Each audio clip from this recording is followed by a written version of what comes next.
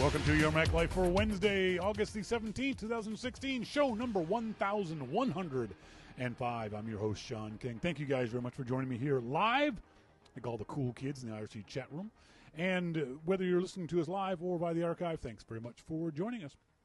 We were talking early in the pre-show. For those folks who may not know, I actually start tape rolling about between 4:30 and 5 just to make sure everything's running properly. And so folks are in the IRC chat room between 4:30 and 5:30. So we were chatting along for a while. What was I talking about? Something in particular we were talking about in the IRC chat room, and I forgot what it was. I had a point there, and it's completely gone. Never mind. On tonight's show, we're going to talk to our good friend Jim Dalrymple of the Loop at Loop. Where people are scanning this, Scott Thrift, thank you. I should make notes. And I was thinking about how cool it was, the fact that we had people from literally around the planet tuned in live on the show. Folks all across Canada and the United States. Scott Thrift is in Sydney, Australia. But Scott then said, I know by association the dude who does the IT tech support at Australia's Antarctic base. He listens to the archive. And I call bullshit on Scott.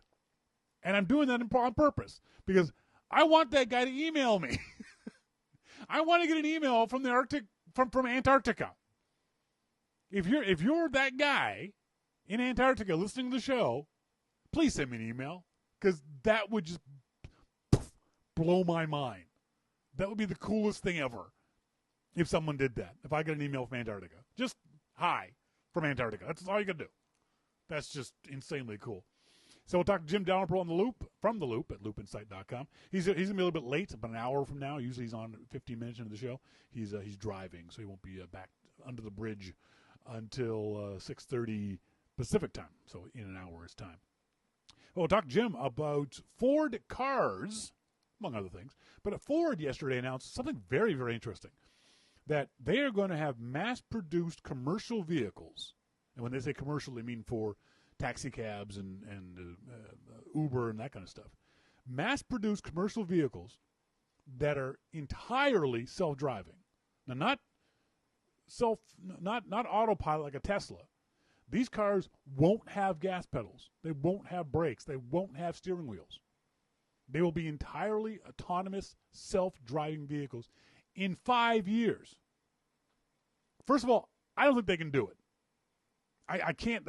To me, it's too short a time frame for mass-produced commercial vehicles. If only because I'm not saying that Ford can't do it. They might be able to, but the governmental hurdles, the legal hurdles, the perception hurdles from the general public, I think are far too many for them to get over in that short period of time. Then comes the fact, would you drive in one of those cars? If you needed a taxi and this taxi cab pulled up in front of you and it had no driver and it had no steering wheel, it had no gas pedal, it had nothing, would you get in? I don't think I would. Send me an email to onair@yourmaclifeshow.com. Let me know what you think about true self-driving vehicles and whether you would drive one yourself. It's the future. There's no doubt about it. That's where we're going to go. I don't think we're getting there in 5 years. We're also going to talk about the Tim Cook interview with the Washington Post. Another remarkable interview from Mr. Cook. Incredibly open, honest, transparent, as far as he can be, with his thoughts and opinions and feelings about Apple in general and how he runs the company. If you haven't had a chance to read it, you really should. It's a great interview. In our starting point photography segment, we're going to talk about shooting sports, in particular shooting the Olympics. Obviously, the Olympics is the big sports story. How do those guys get those pictures? How do they get those incredible images? Well, a lot of it's because they're good photographers. They have good eyes. But they also have great gear. But they also know sports. So we'll talk how they get those shots later on in our starting point photography segment. As always, send us emails on air, yourmaclifeshow.com, anytime during the week or during the live version of the show. Love getting emails from you guys. Whenever you get a chance, if you're going to go shopping on Amazon.com, we'd appreciate it if you came by our site. clicked on one of the links you'll see on the left-hand side of the page, you're not going to buy that thing, but when you click on that link, Amazon puts a cookie on your browser history that tracks your purchase. So even if you don't buy that one particular thing that I have highlighted, Amazon knows you bought something from our site and then sends me a few pennies. And it's literally a few pennies. It's not a lot of money. I'm not making a fortune off of this. But, every little bit counts. Speaking of every little bit counts, you can also subscribe to Your Mac Life. Yeah, it's a free show. You can get it on iTunes regardless. But it's one great way to support the show. My friend Vito Mori constantly reminds me to tell you guys, because I keep forgetting to do it because I'm an idiot. This is how I make my living. This is how I make money. This is what I do for a job. You have your job. This is one of my jobs. Vito was saying that I don't stress that enough to the audience, that the money that you guys subscribe to the show with, whether it be $2, $5, $10, $15 a month, whatever it is my salary. It's what I used to pay rent and motorcycle insurance and motorcycle payments and internet access and food and all that stuff. So I don't know if that makes a difference to you. I don't know if that makes you more or less likely to subscribe or donate money. But just to let you know, this is my gig. This is what I do. Obviously, like I said earlier, the Olympics are the big story in any number of ways this past couple of weeks. Not just from a sporting point of view, but also from a cultural point of view, from a political point of view, from a celebrity point of view. It's really interesting. Every 4 years, all these things sort of come together and coalesce into this one thing. There was an interesting story. I posted this on Facebook probably a week ago, and we might talk to Jim about this. Do you think the Olympics should be in one place instead of moving around the globe? Should the International Olympic Committee hire a city to be the sole Olympic venue?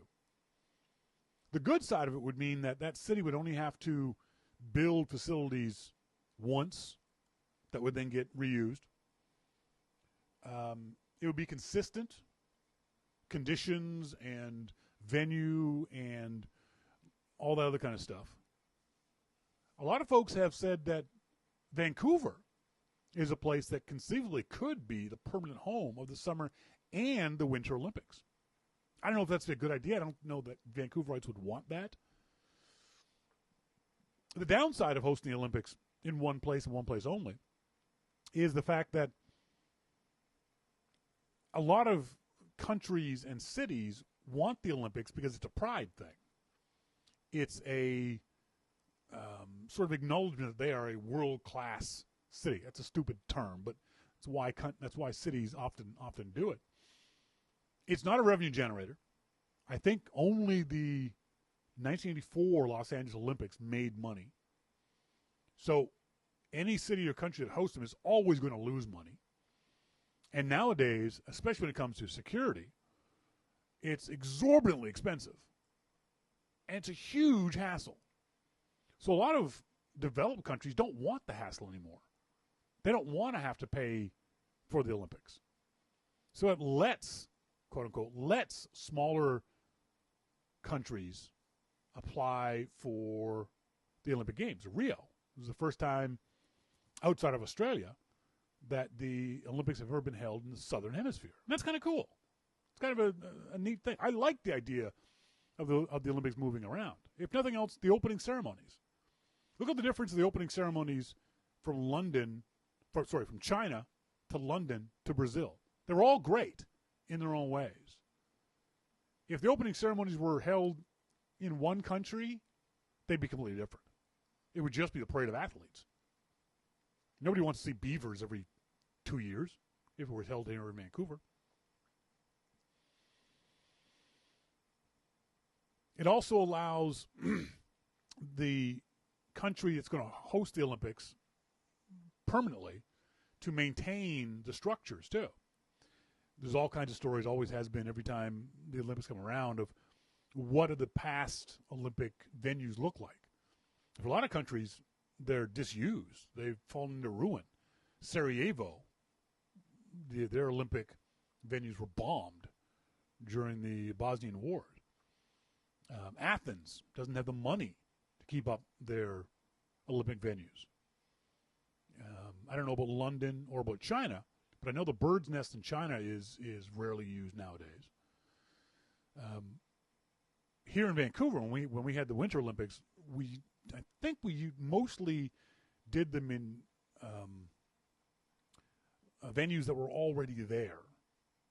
They had to do some upgrades, but they were, for example, the stadium, BC Place Stadium, is there. It's used for football and concerts and that kind of stuff. Rogers Arena that they use for hockey is there, and it's been there before and will be there after. Whistler Mountain, Grouse Mountain, those things have always been used and will continue to be used. Monty says the tennis venue from the 1996 Summer Games in Atlanta is literally crumbling to pieces. Yeah, that's part of the problem, is that countries build these venues and then never or rarely use them ever again. I can see the upside and downside of permanent Olympics in one place. A lot of folks say Athens, but Athens can't. Even if they wanted to, their economy isn't strong enough to be able to do it. Vancouver would be a good location for both the Summer and the Winter Olympics. We have the climates for both. But I don't think the people of Vancouver would want it. Another story that I think is very important is Simone Manuel, for those folks, it was a couple weeks ago, tied with the Canadian for gold medal in one of the swimming events. And I utterly love this Twitter image. And it's the idea of people who don't think representation matters, seeing representations of yourself, your gender, your religion, your ethnicity on TV is important. And this person posted a picture of Simone Manuel on her TV with her little daughter, little black girl. My little swimmer says, "I got next." This is from Net, Layla's mom. That's why representation is important. That's why it's important that people of different cultures and colors and groups are represented on TV in general. Sherry and I were talking about this earlier, that Whoopi Goldberg was inspired by Star Trek's Nichelle Nichols. I'd be willing to bet that most of the athletes were inspired by somebody they saw on TV. It doesn't matter what color they are. I mean, how many athletes, how many runners has Usain Bolt inspired? Because they saw him on TV. In Canada, it's hockey. How many people were inspired by Wayne Gretzky how many kids to go play hockey? How many women were inspired by the Canadian women's hockey team to go play hockey? Figure skating, swimming, whatever it might be. You see yourself on TV and think, I can do that too. Representation is important. Sadly, the other aspect of the Olympics, which is really, really disturbing, and this is not as picking on my American friends as you'd seem, people were calling Ashton Eaton a traitor for supporting his wife. He's an American decathlete. She's a Canadian heptathlete. And he was in the stands with a Canada hat on, cheering on his wife. And they called him a traitor. That's the most insane thing I've ever heard. That's just literally insanity. That you would think that he's being a traitor to his country because he's supporting his wife. It's his wife. If nothing else, think about what would happen if he didn't support his wife. It'd be worse for him. She's a trained athlete. She might kick his ass. No, actually, she's Canadian. She wouldn't kick his ass. She'd send him a strongly worded letter and look at him disapprovingly. But come on, people. You can't get on a guy for cheering his wife, for Christ's sake. God damn it. Don't you people have anything better to do? Getting on a guy for cheering his wife. Here's something I was curious about. That little sculpture. Have you seen this? The little sculpture that's being handed out to the athletes. They get their gold medal. They get their bronze. They get their silver. And then they're being handed this little tiny paperweight. Well, it turns out it's a three-dimensional sculpture of the Olympic logo. And interestingly enough, Brazil is doing this from a conversation point of view. Rather than giving the athletes flowers that they throw away, they're giving them something they can keep for the rest of their lives, including the medal. But I think it's kind of a neat idea. I think it's a great idea. They're giving little sculptures. No one had explained it to me. I didn't know what it was until I saw this story of that. That's why they're doing it.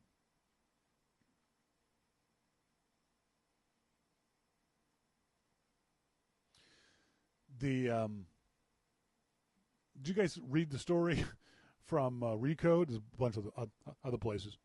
Audi's newest cars will be able to tell drivers when a red light turns green. Now, I kind of get that. What'll happen is the car will be able to communicate. This is not a universal thing. It's only in some certain cities in Germany where the car can tap into the system for traffic lights. Now, Sherry says maybe good for colorblind drivers. No. The colors are top to bottom the exact same around the world. Red on top, green on bottom. So it doesn't matter whether you're colorblind. The reasoning behind this, and this is where things get stupid, is the fact that, I got to read this to you. One of the guys at Audi said this. Audi is pitching the technology as a way to make driving more enjoyable.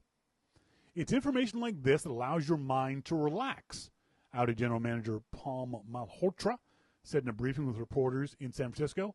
That white-knuckle experience goes away.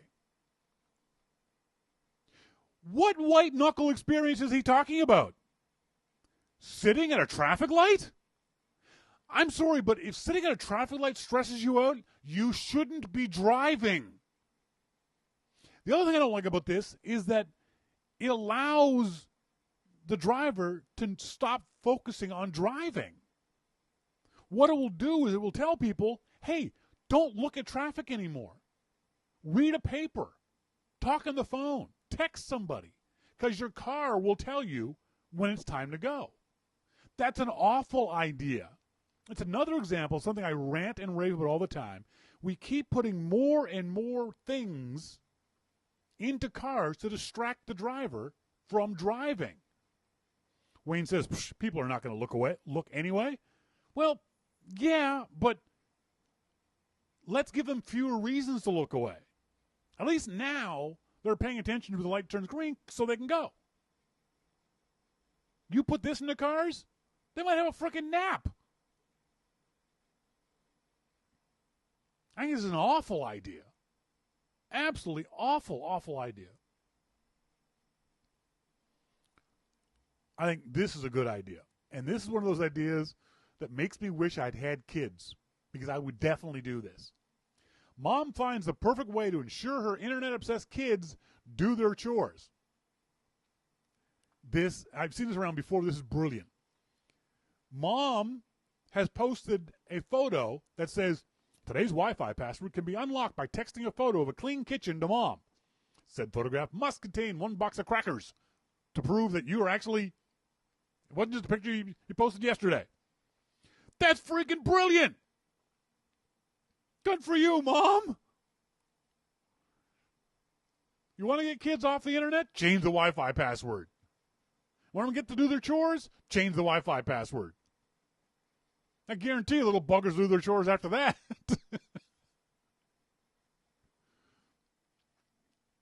Backing up a little bit, Sherry says, I think it'll be good for colorblind drivers, especially when viewing conditions aren't perfect, like MacMan said. MacMan said that? Where did he say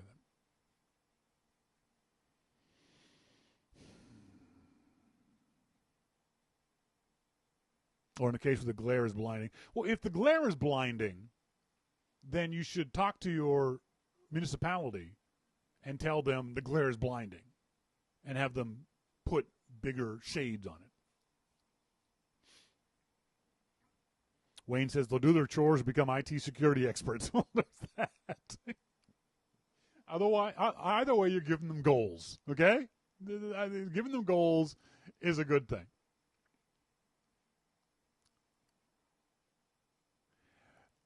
It's kind of sometimes a little bit mind-boggling that we've been around long enough that we can remember this stuff.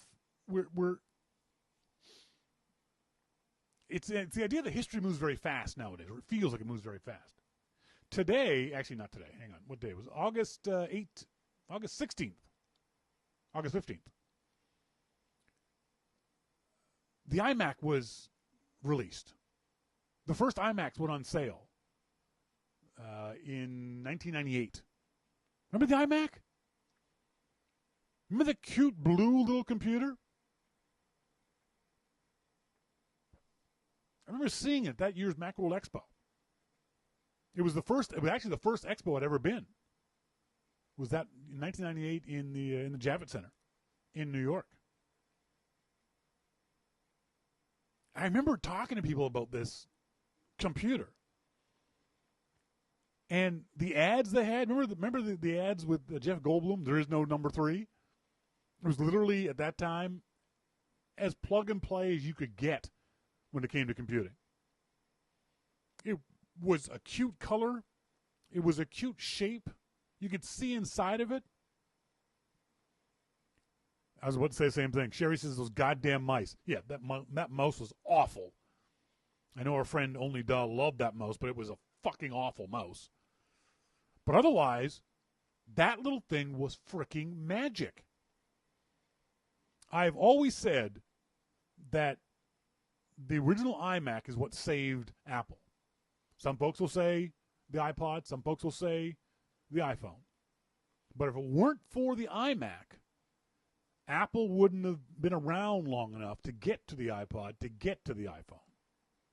The iMac, and the other thing is too, this people say, it was Steve Jobs' it wasn't. Gil Amelio greenlit the iMac.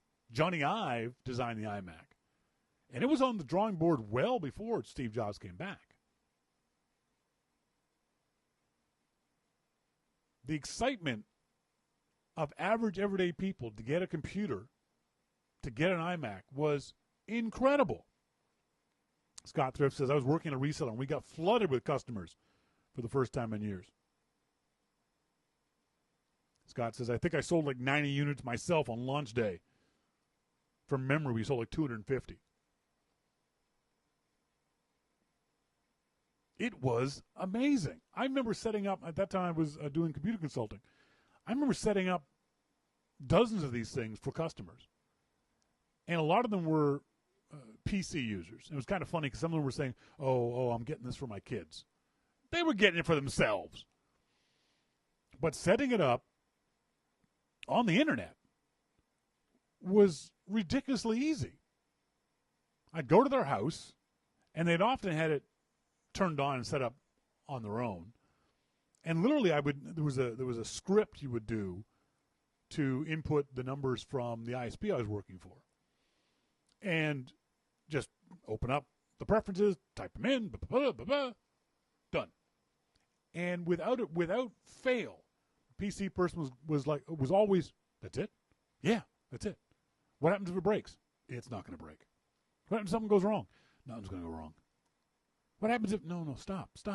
It's nothing going to go wrong. If there's something goes wrong, call me. Here's my number.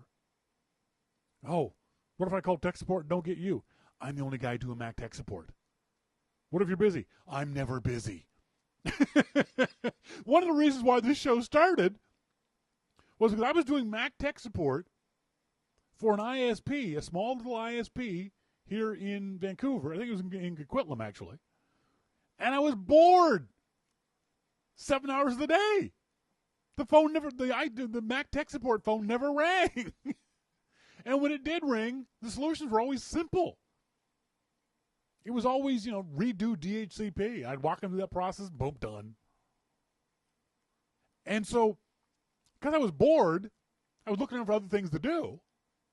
And the ISP had a little recording studio. And that's one of the reasons why the show got started.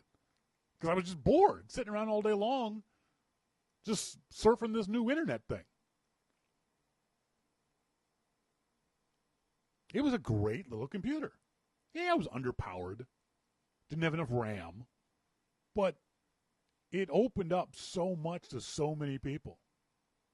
And it was so easy to use. And this is back in the days of, what did the iMac run? OS 7 or OS 8? I want to say OS 8. Probably OS 8. OS 8, Scott Thrift says, yeah. Scott says, the first time customers plugged that Epson printer in and it just worked. No drivers, no setup, just worked. It was so cute. People just loved it. It wasn't intimidating. It took the scariness of computers. We, us, you, nerds, don't remember or realize this, but average people are quite often scared of computers, scared of breaking them, scared of something going wrong. But that it wouldn't have happened with the iPad. Yeah, it had its problems. I know it had its problems. But for the vast majority of people, it was bulletproof. It was fantastic. It was fun to use. Even under OS 8, compared to OS 10 now, it's light years beyond. But it was simple to use. I set up on the desktop, I would put an icon where they could double click and it would connect them to the internet or AOL or whatever it was they wanted to connect to. This idea of folders I explained to people and desktops. And once they got it, they got it. And kids get it, adults got it, old folks got it. It was amazing. MacBand says 8.5. I think the launch day systems were OS 8 with a voucher for the upgrade that came out a few weeks later, possibly, yeah. But yeah, you can't, for those folks who didn't experience it, I don't think you can overstate the importance of the original iMac to the survival of Apple. I just don't think you can get how important it was. Saved the company, in my opinion. In our starting point photography segment, or my starting point photography segment, today we're going to talk about sports shooting sports, shooting action, shooting things that move. It's a different kind of photography than just pointing it at a building or pointing it at a person. Requires more thinking to be good at it. Requires more anticipation to be good at it. When you take pictures of friends and family, you stand them there, you say cheese, you take their picture. You can't do that with sports. You can't do that with your kid's soccer game. You can't do that with things that are moving and running and going in different directions and zigging and zagging, going up and going down. What you have to do is it requires a lot more anticipation of the object of your photography. So, for example, in soccer, if you're going to shoot soccer, you have to know the direction the players are going to go. You have to anticipate that he's going to kick the ball in that direction or that direction. You have to know that in basketball, he's going to go up. You have to know in swimming when they're going to jump into the pool. You have to anticipate what's going to happen. And you have to aim your camera before that thing happens.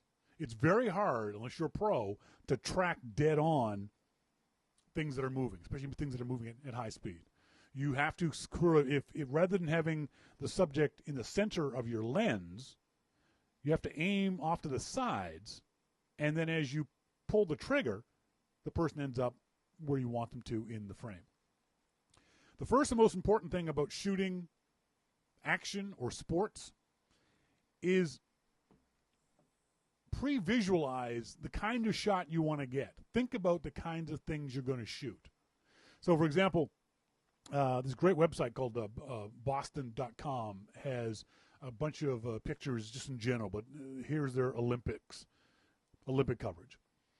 The photographer here intentionally shot this picture. These are all done by professional photographers.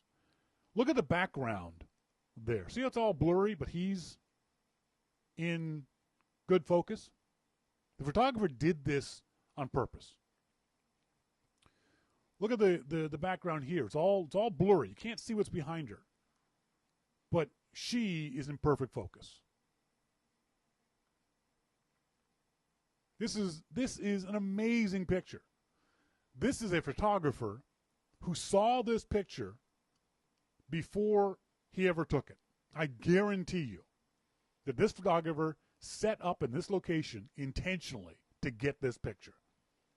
He knew that this picture was going to be there. He pre-visualized the picture.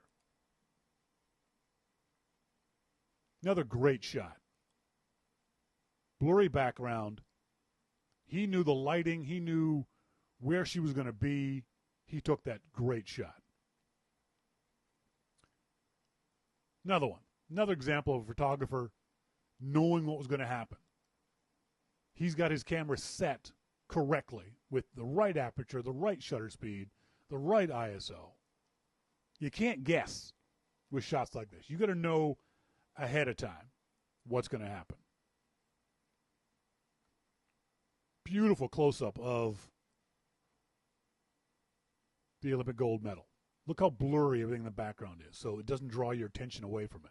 This is an aperture setting. He set his aperture very, very low to get the medal in focus and everything around the medal out of focus. Another great shot. Now, these are not the kind of shots you take by accident.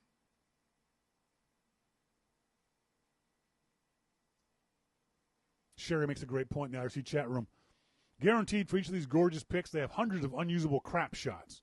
Not always true, Sherry. For example, this shot, he definitely knew this shot was coming ahead of time. This is pretty obvious that this is a remote camera hanging from the ceiling of the venue. The previous shot of the rower, yeah, he's probably got, of this one particular scene, 20 shots that didn't come out the way he wanted them to.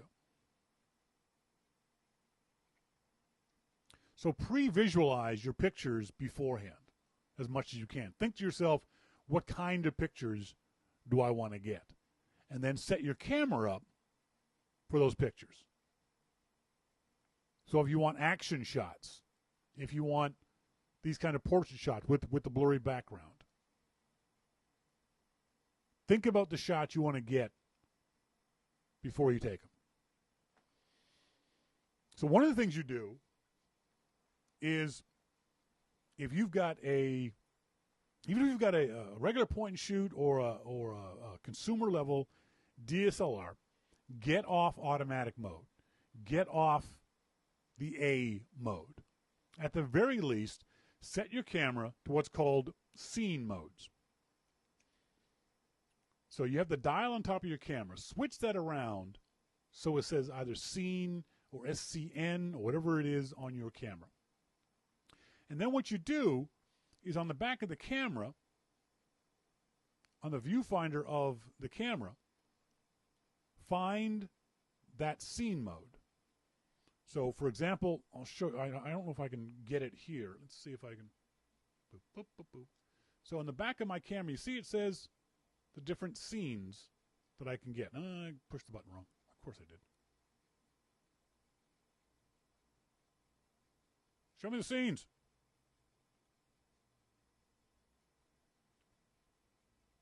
There we go.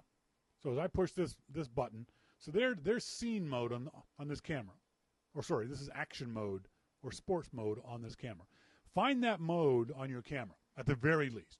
Because what that does is you've told the camera you're about to point it at things that are moving. So you help the camera out that way. It tells the camera, okay, I'm going to change myself around. I'm going to turn on what's called continuous autofocus.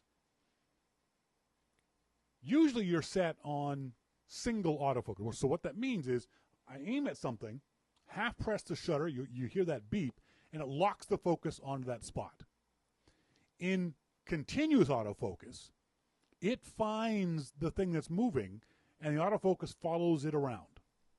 And you'll see and hear your lens hunting for focus as that thing moves around. It makes it easy to track the subject with your camera. So as you move the camera around, focus should stay with the camera. Now, one of the downsides of these kinds of mirrorless cameras is that kind of autofocus can be slow. On the bigger DSLRs, on the more professional DSLRs, that autofocus is a lot faster. So it's definitely a downside of the mirrorless ones. So setting the scene mode to sport, set your camera to continuous autofocus, if it can do it. It'll also set your shutter speed to a very high number, 1/500th of a second, 1/1000th of a second, 1/2000th of a second. Very, very, very high shutter speeds. Because you want to capture the motion. You want to freeze the motion. And that's how you do motion freezing, is with very, very high shutter speeds. Your camera will also quite often open up your aperture so more light comes in. So you have a very, very fast shutter speed, which doesn't let very much light come in, but it also might change your aperture so that the lens opening is wider, which gives you that shallow depth of field like you see in this picture, where the background of this picture is all blurry. But the background of other pictures is clear. So that's the most important thing to think about, is if you switch to scene mode, your camera will change itself in order to better capture things that are moving. Even better, if you're comfortable doing it, is to move to the next button on your dial. Move it to the shutter speed priority, or shutter priority. On this camera, it's the letter S on the top. On Canons, it's TV. On Nikons, it's S. What that does is it tells the camera that I'm going to change the shutter speed, and you figure everything else out. You work out ISO, you work out aperture. I'm going to focus on shutter speed. And then you use one of the spinny dials on your camera to increase or decrease the shutter speed depending on what it is that you want. The neat thing about shutter speed is it allows you to choose how to capture that motion. What I mean by that is there are a couple of different kinds of motion shots. There's ones that are split second freezing the motion. There's others that there's some motion blur in it. And we've all seen that shot of Usain Bolt. I know I got to find it here for you. That shot of Usain Bolt looking over at the Canadian sprinter DeGrasse. Where did it go? I got it. Just hang in there. I got it. There we go. I love this photo, if only because, let me open up in our new tab for you guys.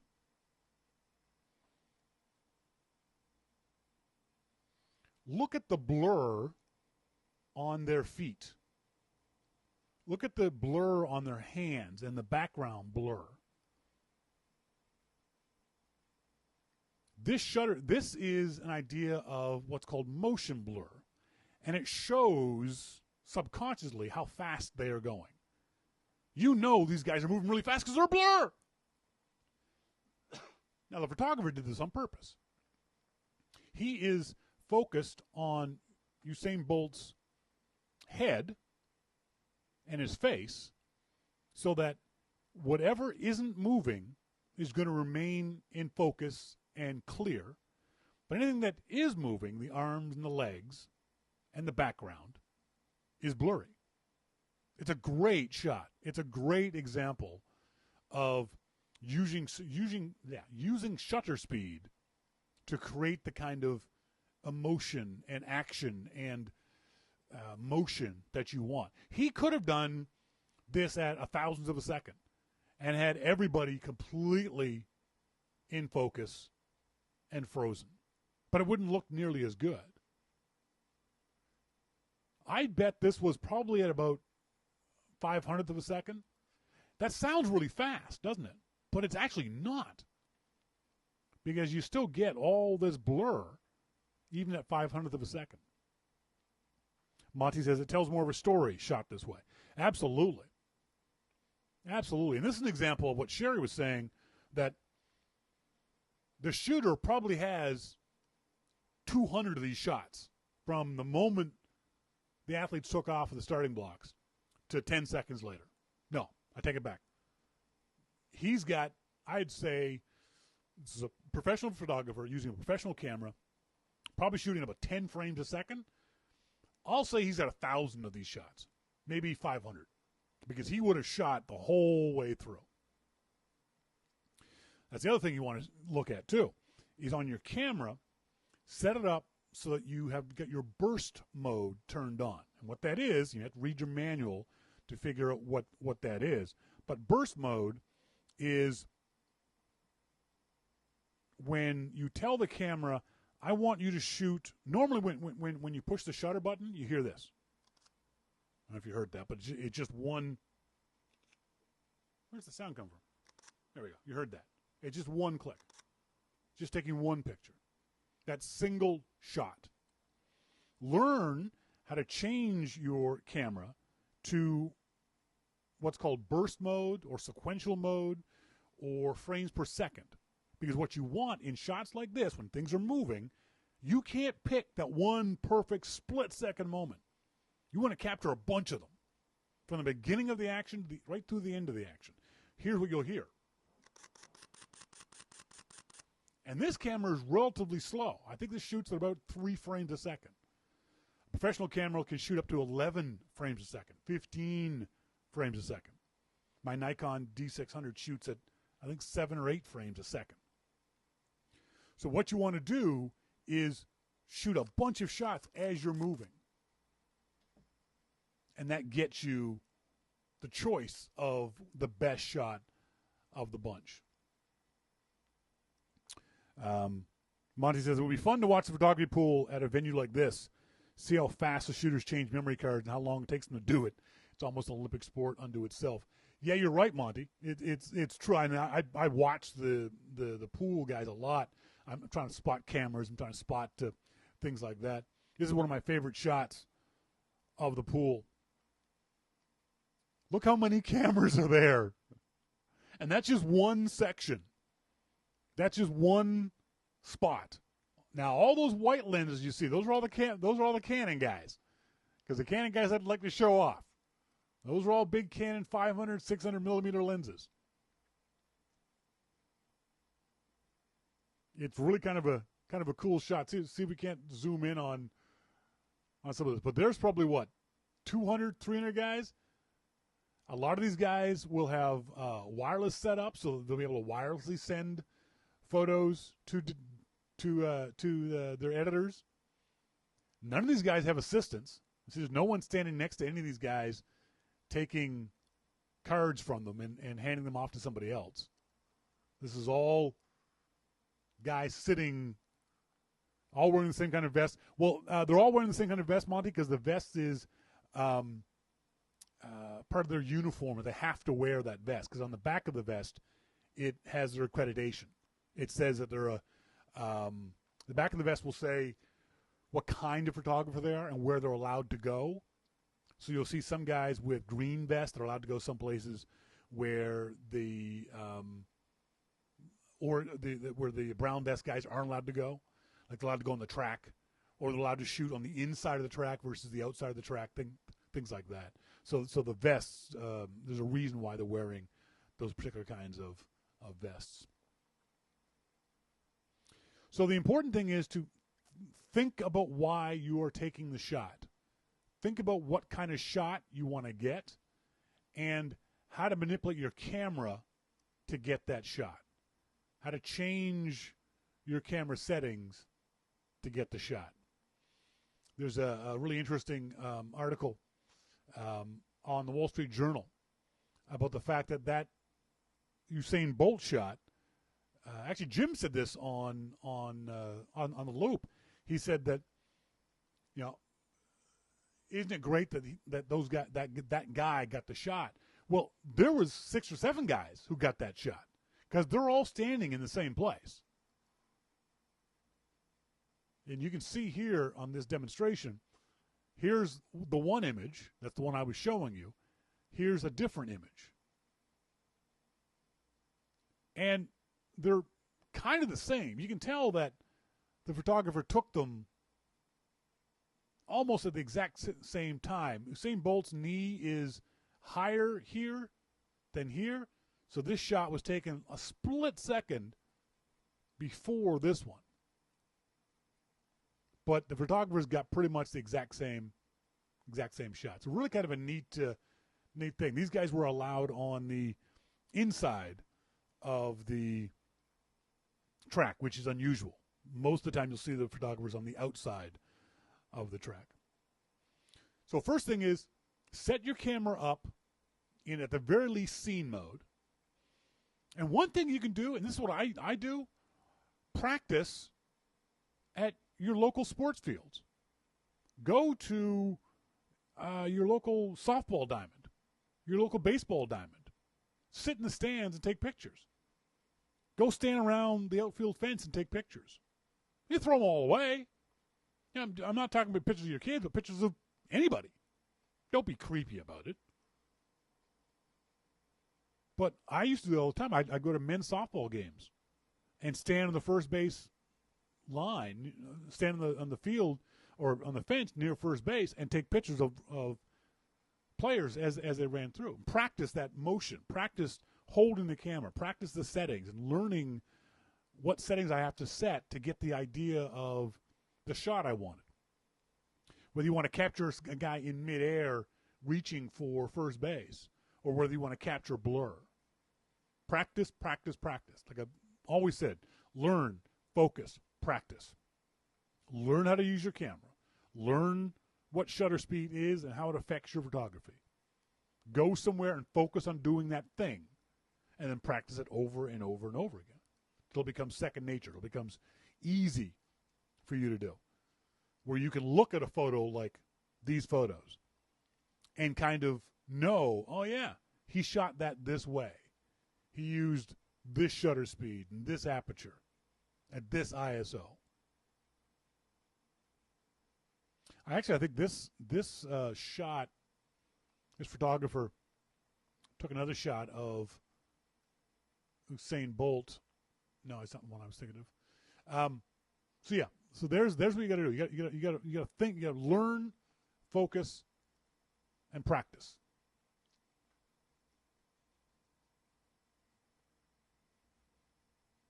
What else we got going on?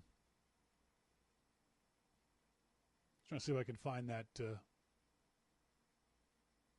other shot of Usain Bolt. It was shot at like 4,000. Yeah, here's another shot from the same spot, but the photographer was looking in a different way. And this is not nearly as good of a photo. It's almost the exact same image as the previous shots. But because there's no one else in it, you have no idea, there's no context. Why is he looking like that?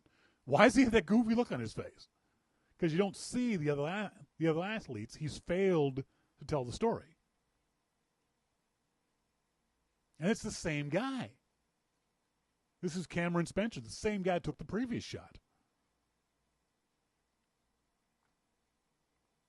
So you got to shoot a lot. Like Sherry said, these guys have probably got, a few hundred of these images that are utterly useless. That just aren't as good as what they thought or their editors thought. But they kept shooting. They know how to keep shooting. And they eventually got the right shot. So I was talking about this on Telegram this morning. I talked about it several times. This idea that the Internet of Things and how, for the most part, the Internet of Things right now seems to be a solution looking for a problem. And there's not that much of a problem. For the consumers, anyway. And one of my big beefs is not everything needs to be connected to the internet. We talked a couple of weeks ago about the pet feeder. This automatic pet feeder. And I like the idea of automatic pet feeders. I think it's a cool idea. You know, you go away for 2 days, 3 days, especially with cats. You can go away for a weekend and leave your cat. And you have these pet feeders and these pet waterers that will automatically feed your animal at a certain time. Well, this particular internet-connected pet feeder, the company's servers went down, so the pet feeder stopped working. That's ridiculous.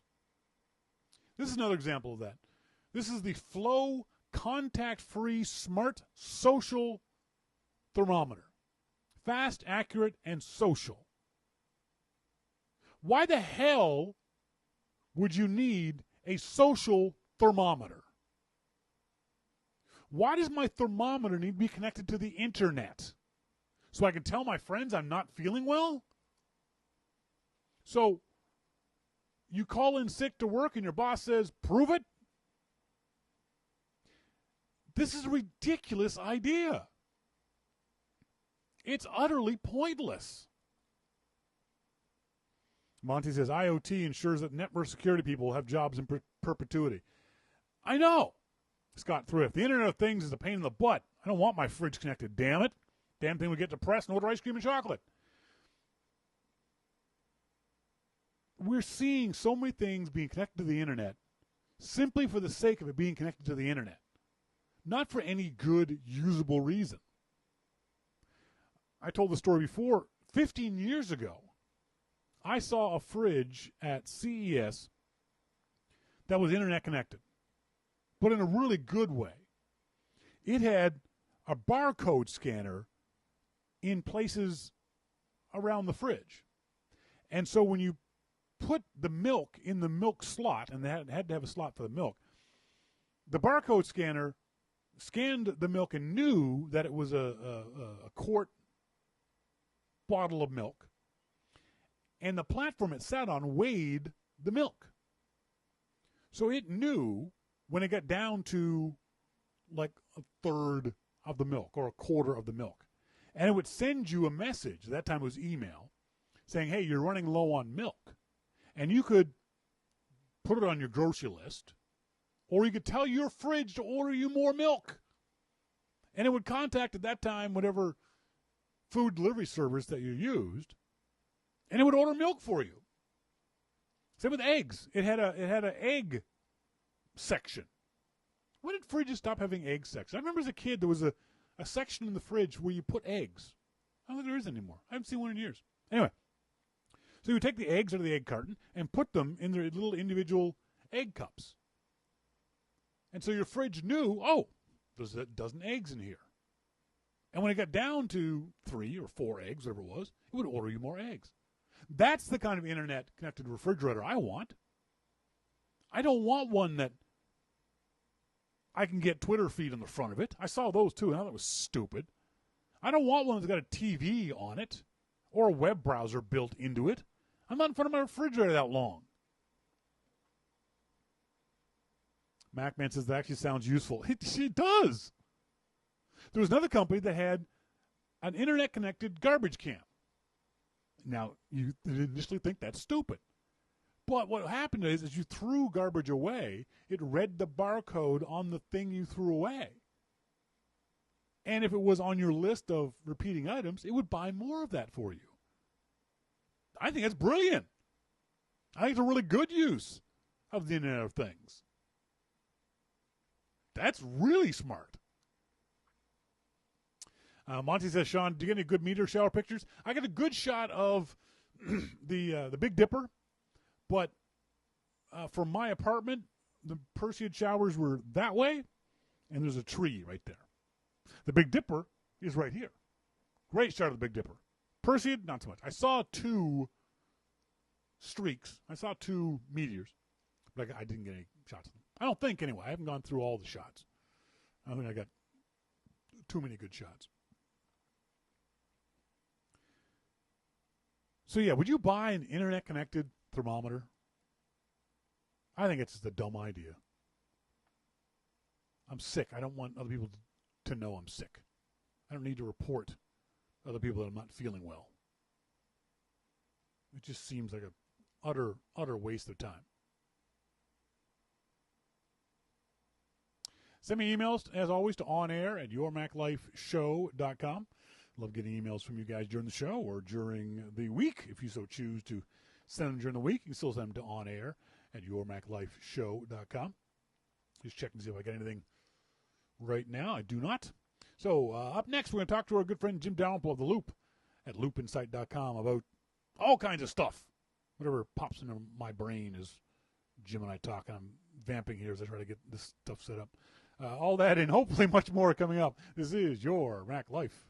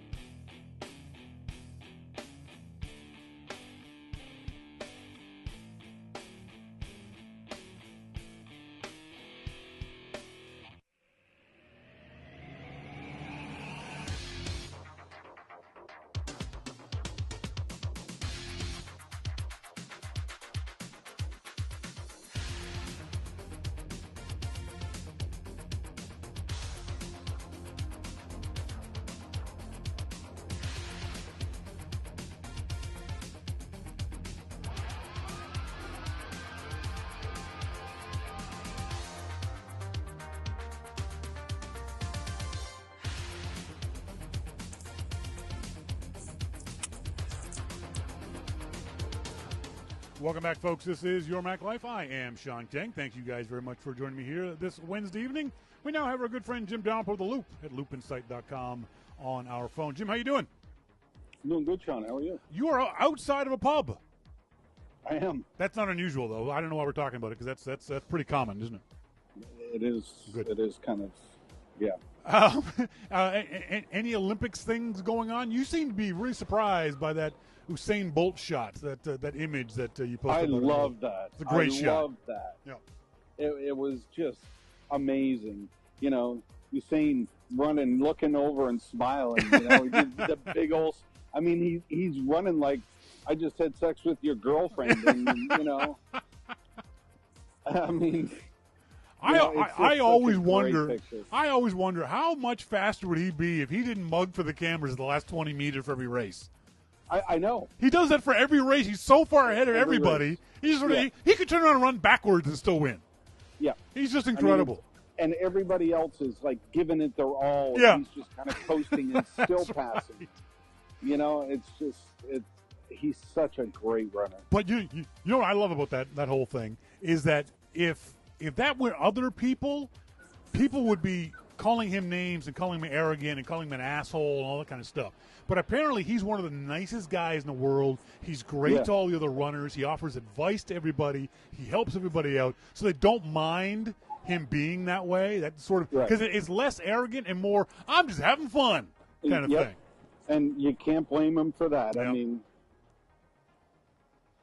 I think one of my most fun stories of the Olympics when it comes to Apple is gifting flag-themed watch bands to Olympic athletes in Rio, skirting official sponsorship. Hey, Samsung, screw you! Yeah, I would. But to be fair, they're doing it from their retail location. Yep, that's true. That's true. Folks, if you don't know what's happening is Apple has said to the Olympic athletes, come on into the store, show us proof that you're an athlete, bring in your gold medal, and we'll give you a free Apple Watch band. Yeah. The other Yeah, funny story is, have you heard McDonald's is cutting the athletes back in the amount of food they're eating? No. Isn't that a weird thought? I always thought that athletes would eat healthy. But apparently they're just scarfing up so much McDonald's that McDonald's has to cut them back. There's a McDonald's at the Olympic Village. Oh, yeah. There always has been.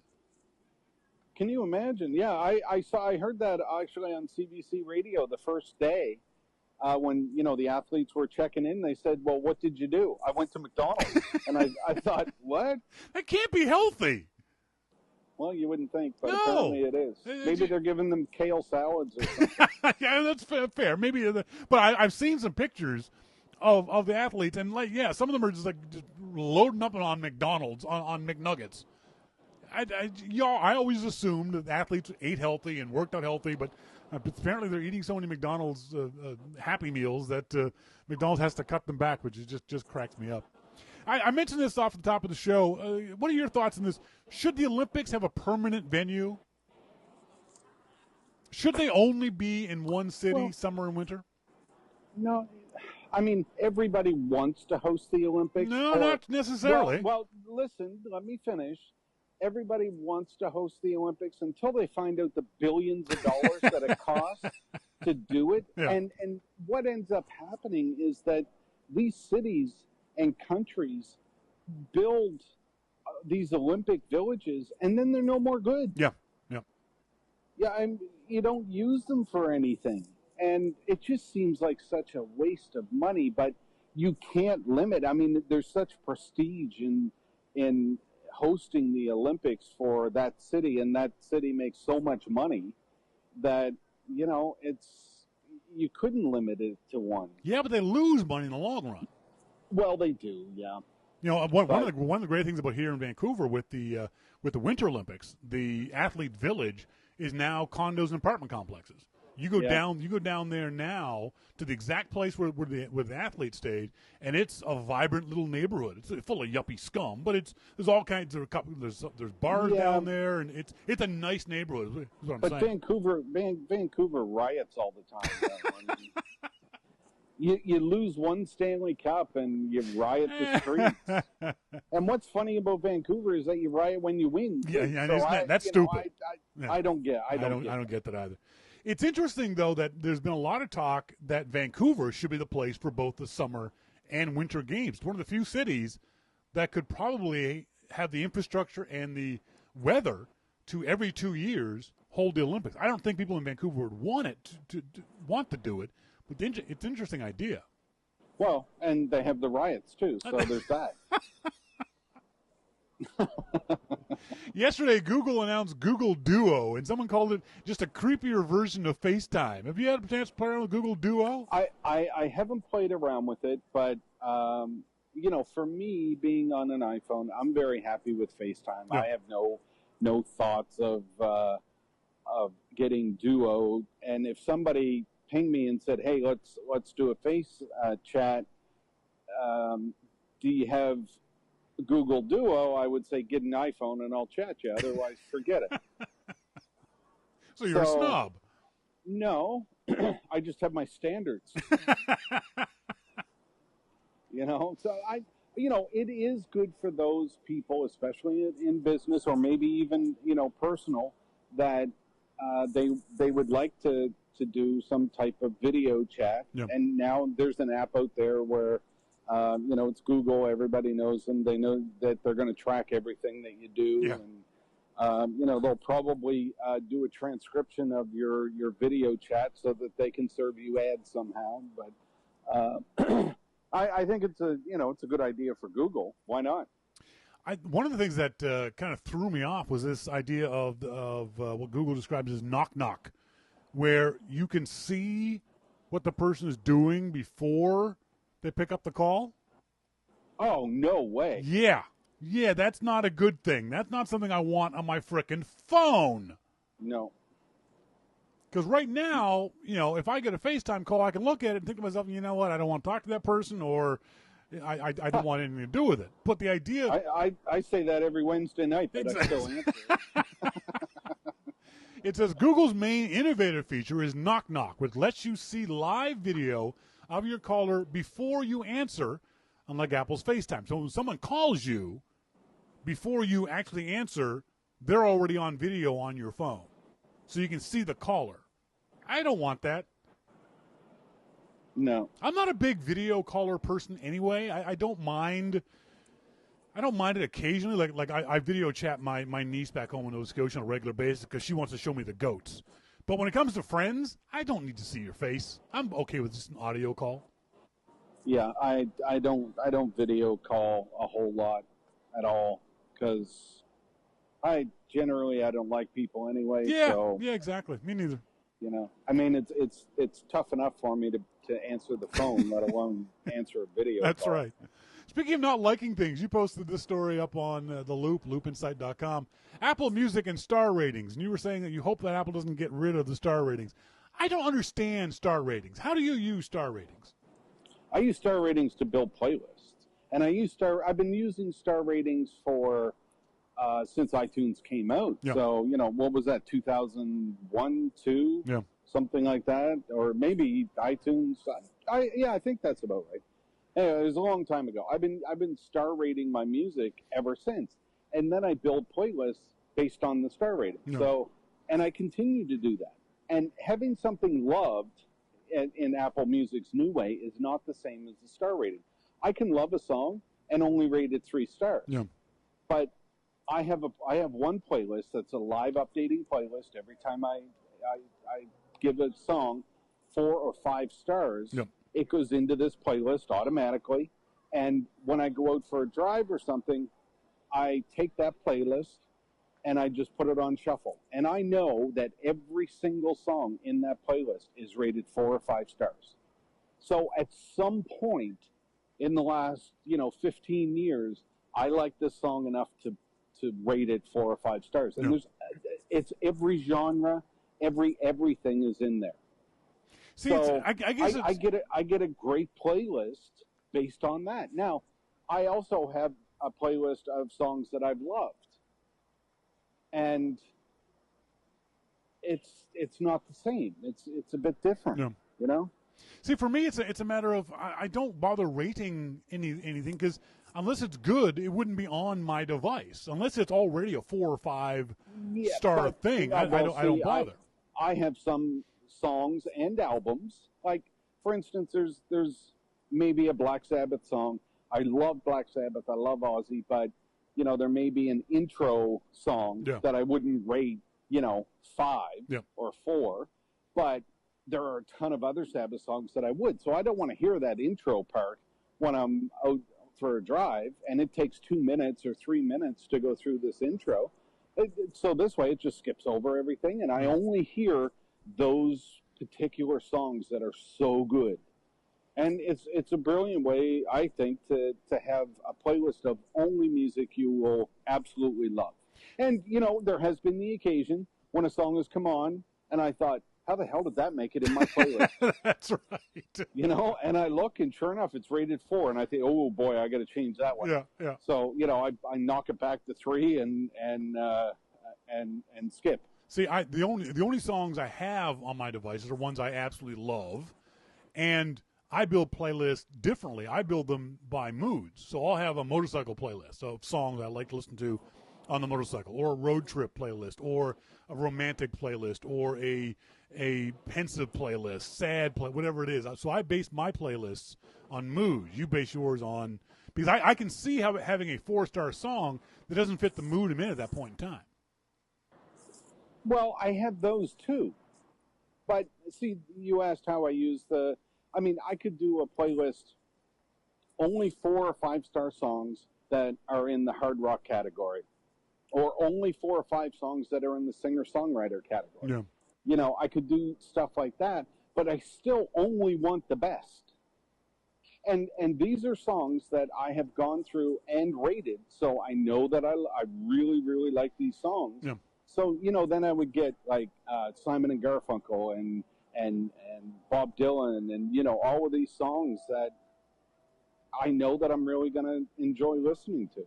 But there would be other stuff in there too, like from Zakk Wylde's acoustic albums. They may be in there. All kinds of different things can be in there. But there's thousands of songs in there. So when you do a shuffle from something like that, you get something pretty special. Speaking of thousands of things, there was a story last week that CVS, the American pharmacy, is not going to be instituting Apple Pay, but instead they're instituting CVS Pay. Where do you buy your drugs, Jim? CVS. Really? So you don't go to Walgreens, which takes Apple Pay. You go to CVS. Yeah. Why? Because the dealer is better there. Okay. So you're saving money over convenience. Well, they're right next door to each other, so. So why would the thing you're saving money over the convenience of Apple Pay? I don't know why I started going there, to be honest. I think that's the first light that I hit and turned. I guess my point is, it seems kind of silly for CVS to do this. I understand why they're doing it. This is by doing it, their own rewards program. They get all the data about their customers. They get to market you and send you flyers in the mail, all that kind of stuff. But we hear from a lot of people who are saying because Walgreens has Apple Pay and CVS doesn't, they'll go to Apple Pay. But, they'll go to Walgreens. But as you just said, and as MacMan says in the IRC chat room, Walgreens is a lot more expensive. So I think that's going to trump things for a lot of people. Well, when I first mentioned the CVS thing, for me, it's not a matter of using a CVS thing. I mean, obviously, they're doing this so that they can track you. Yes. They can track what you buy, when you buy it, everything they're going to track. And they'll send you deals and they'll do all. I don't care about that. Yeah. And your payment system, if you think I'm putting my credit card into Walgreens app, you're crazy. Crazy. Now, I do it for Papa John's, but not for Walgreens. Why do you trust Papa John's and not Walgreens? Because he knows that football player. Peyton Manning. Peyton Manning and Joe Montana. He's not going to rip me off. He knows those two guys. All righty then. Okay. All right, moving on. See, I haven't even had a beer, and I can do this. You can. The interesting story yesterday that Ford announced they were going to be introducing mass-produced commercial vehicles in 5 years. And again, that means these cars won't have steering wheels. They're not going to have brakes or anything else. This is going to be a true self-driving car. First question, do you think Ford can get there in only 5 years? Well, let me say this. I would put my credit card into a CVS app before I get into one of those cars. Really, okay, we'll flip it around. There is no way that I would trust Ford, GM, or no way. Now, if you told me that Mercedes had an autonomous car, I would think about that. But Ford and GM can't make it a year without recalling their vehicles because they're safety hazards. And you want me to trust you without being – I mean, you can't drive a Ford or GM car without it being recalled. And now you want me to get in with no control? Forget it. That's right. Absolutely forget it. I agree. It's definitely an issue people have to think about. The big three American companies and many of the other companies, but certainly in the big three, have recalled millions, not thousands, millions and millions of cars over the past year, 2 years for any number. Safety. For safety, for serious safety issues. That the actor who played Chekhov in Star Trek movies was killed because of a recall issue on his Jeep. Yeah. And you want me to get into, like Jim said, you want me to get into something that doesn't have a steering wheel? I'm not doing that. I'm sorry. No. I completely accept the fact that this is the future. In X number of years, this is how we'll get taxis. You'll be downtown San Francisco, and you'll wave, and this thing will roll up, and you'll get into it, and it will drive off, but not for a long time and not for me. Brakes have been on vehicles for 100 years, and they can't even get that right. Yep. So forget it. Do you think Ford can get there? Do you think in 5 years' time they will have completed this pledge? Or is this just them doing PR speak? Oh, you know what? I don't even care because I don't want to have anything to do with them. I really don't. I mean, that's why I say if a company like Mercedes says, you know what, we've been working secretly for 20 years on this project, and or Volvo or BMW or any of these brands that you can actually trust that they work mechanically. Mm-hmm. I mean, what's Ford going to do? Build the operating system and stuff itself? I wouldn't doubt it. And they'll put, they'll base it on Windows, and it'll crash literally and figuratively. No way. No. It's one of those things that I don't think the technology is going to be there in 5 years, but I also don't think the laws are going to be there. The public perception is going to be there. We have enough trouble with Teslas with their autopilot, and you're sitting in the driver's seat. I can't imagine these cars going on roads that are less capable than a Tesla. And the argument could be made that the reason that we have the Tesla problems is because there's morons driving. Yep. You have to be in control of your car. But what happens when you can't be in control of your car? That's right. Exactly. Yeah.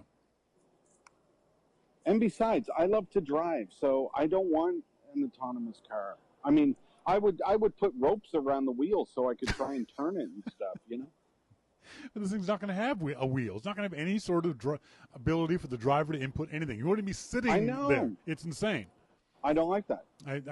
It's not even for me personally not liking it. It's the idea that I don't think they're going to be, not ever. I don't think they're going to be able to get to that place where those cars can be trusted to not only drive themselves, but to drive in amongst the rest of us who are behind the wheel. I agree that it's going to be some time before any vehicle will be capable of that. I'm not sure that it isn't ever that GM and Ford will be able to get there. Sorry, let's be clear. You don't think they'll ever be able to do it, or you think they will eventually? No, I don't know that they'll ever be able to. Really? Interesting. Really. Because I have so little confidence in North American made cars. Yeah. So little confidence. I have confidence in Toyota. I have confidence in Mercedes. I have confidence in BMW, Volvo, confidence in a lot of brands. Yeah. It's not that I don't have confidence in car companies. I don't have confidence in GM or Ford or Dodge for that. I don't think that even if this were Mercedes could do this in 5 years. I don't think any company's getting there in 5 years with the entire ball of wax that they're going to have to get through. With public perception, with the idea of there's no laws for these kinds of things. There'd have to be a different law for every city, state, and region of the country. There's too many hurdles to get over for them to do it in such a short period of time, in my opinion. I agree. The Washington Post had a great article with Tim Cook. The interview, Running Apple is sort of a lonely job. If you haven't had a chance to read that article, it's linked up on the Loop at loopinsight.com. Really remarkable article. I know you read it. What did you think of it? I've always had a lot of respect for Tim. I think Tim is a real person as opposed to, some of these CEOs that either try to be Steve or the CEOs that think that they're superstars. I mean, Tim is just a great human being. Yeah. So I imagine it must be very lonely to be Tim and to try and run the biggest company in the world. It's got to be daunting. I think it was really interesting that he actually said that he said that it was a lonely job. I don't think I've ever heard any other CEO of any company say that, let alone Tim Cook. And I don't think of it as being lonely as in the romantic sense of things. I think that he understands the weight of Apple, of the expectations. Apple isn't just a hardware company. It's not just a software company. It's an aspirational company. So many people, he said this in the article, he thought that the hero worship of Apple lay within Steve. He didn't realize till he became CEO that the hero worship lay within Apple itself. And that feels like, reading that article, he really feels the weight of those expectations on him. Well, and he should feel the weight. He is CEO, and it's good to know that he does feel that. That's what we want. That's what we expect, But I mean, it's difficult when you're the CEO of something like Apple, and the expectations that the public has on you, not to deliver the next best product, but to deliver something all the time. Yep. I mean, they're constantly not just existing products, but future products. I mean, it's crazy. Our expectations of Apple far outweigh what they should. Sure, I agree. The some of the things that he said in the article were really, really interesting. He was talking about, quote, he spoke in candid terms about the mistakes he's made on the way, such as his first hire to run Apple's retail stores.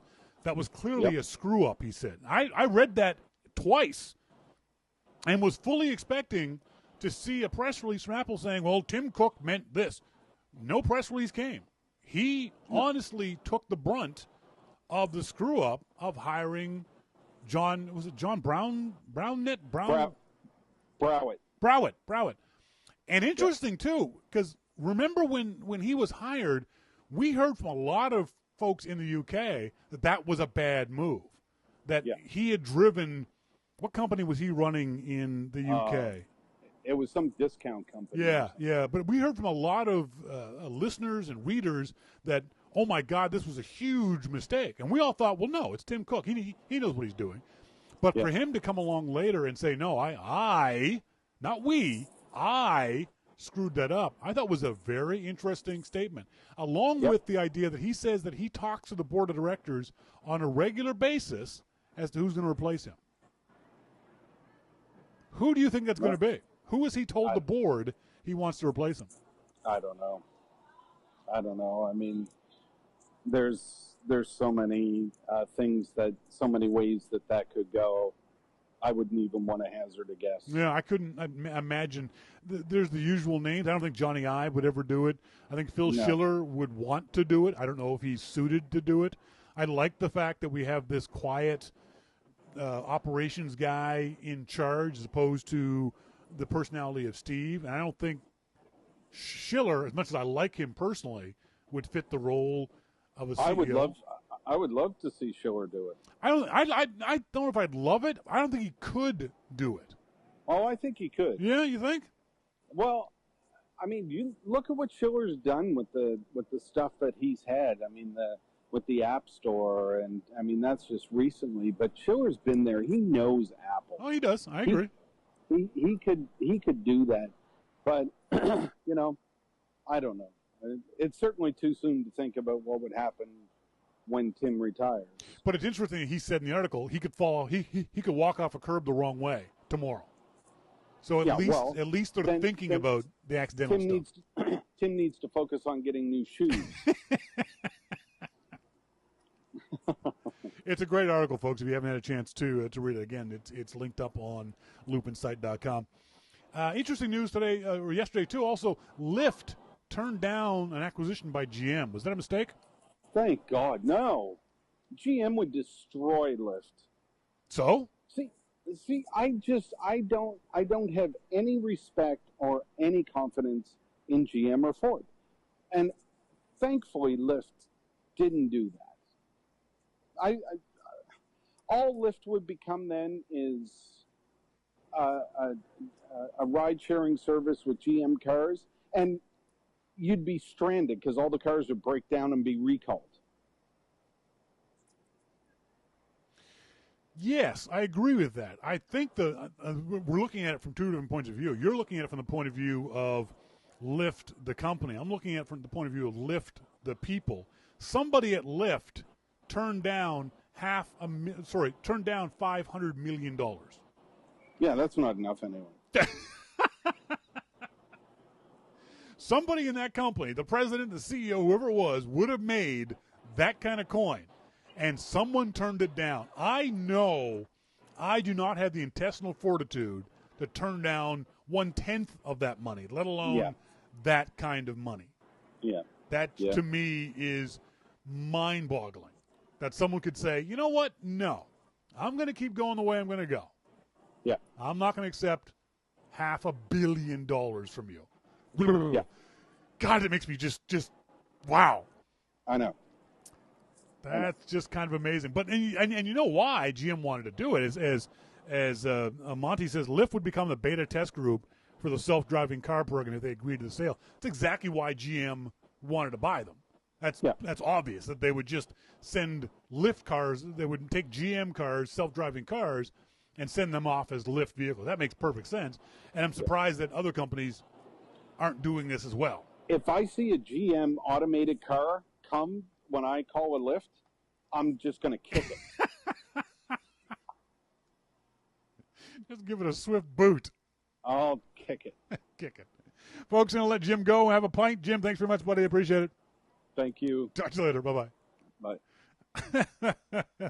Jim's here each and every week. He's also got his own podcast, as you will know. Go to the iTunes store and iTunes and search for Jim Dalrymple, and his podcast will come up. We had Jim on the other side, so now we've got nothing left. I don't think I got anything. Do I have anything left? Let me just check my list of things to talk to you guys about. Oh, that was it. We're done. Folks, thank you guys very much for listening into the show. As always, thanks to Jim for being on the show. Thanks to you guys, whether you're tuned in live or listening to the archive. And if you're listening from Antarctica, send me an email, Shawn at yourmaclifeshow.com. On air at yourmaclifeshow.com if you are listening from Antarctica, because that will be the coolest thing in the world. Send me a picture. Send me a picture of you in Antarctica, because that's cool. Folks, as always, thank you guys very much for listening. I'm Shawn King, and you're listening to Your Mac Life. See ya!